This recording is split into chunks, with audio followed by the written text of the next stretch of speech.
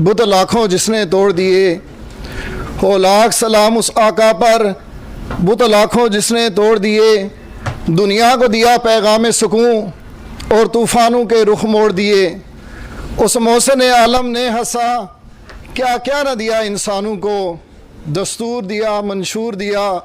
کچھ راہیں دی، کچھ موڑ دیے۔ اسے جانے جہاں کی باتوں میں کچھ لطف ہے ایسا ہم نفسوں، کہ جب سے چھڑا ہے ذکر نبی سب ذکر جہاں کے چھوڑ دیے۔ نہایت عزت و احترام کے لائق صدر محفل صاحبزادہ ڈاکٹر ابوالخیر زبیر صاحب،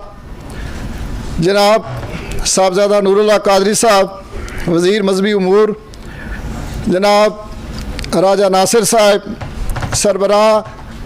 مجلس وحدت المسلمین،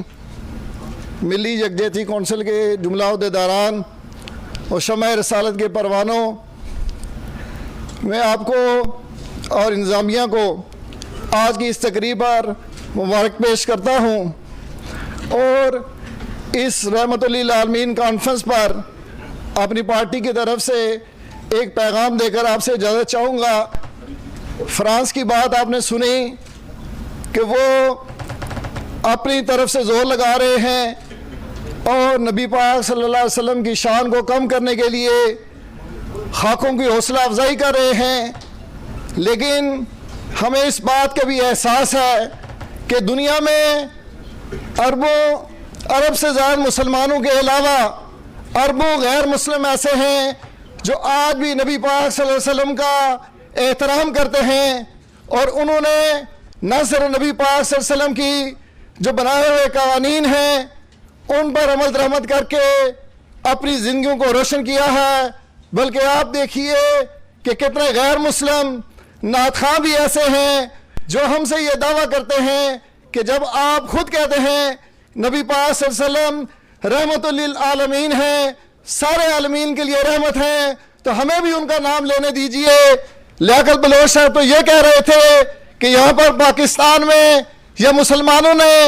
آپس میں تقسیم کر دیے ہیں مختلف شعبے۔ میں تو یہ کہنا چاہوں گا کہ نبی پاک صلی اللہ علیہ وسلم کی ذات کو اپنے حد تک محدود نہ کریں۔ دنیا بھر کے جتنے بھی ذی شعور انسان ہیں وہ نبی پاک صلی اللہ علیہ وسلم سے پیار کرتے ہیں۔ یہ سکھ یا کسی ہندو غیر مسلم کا یہ شعر ہے کہ تو ہر دور کے ہر دین کے انسان کے لیے ہے، کم کبھی بھی تیری توقیر نہ ہونے دیں گے، ہم زمانے میں زندہ رہے تو انشاءاللہ تجھ کو ایک قوم کی جاگیر نہ ہونے دیں گے۔ بلکہ اس پر بھی وہ اپنی بات ختم نہیں کرتے، وہ یہ کہتے ہیں عشق ہو جائے کسی سے کوئی چارہ تو نہیں، صرف مسلم کا محمد پہ اجارہ تو نہیں۔ سامعین ذی وقار، میں آپ سے یہ گزارش کروں گا کہ ہم نے اپنے طلبہ سیاست میں، جب میں انجمن طلبہ اسلام کا بھی صدر تھا اور ساتھ متحدہ طلبہ محاذ کا بھی صدر تھا، اور ناصر شیرازی صاحب جب ISO میں اس کے صدر تھے، تو ہم نے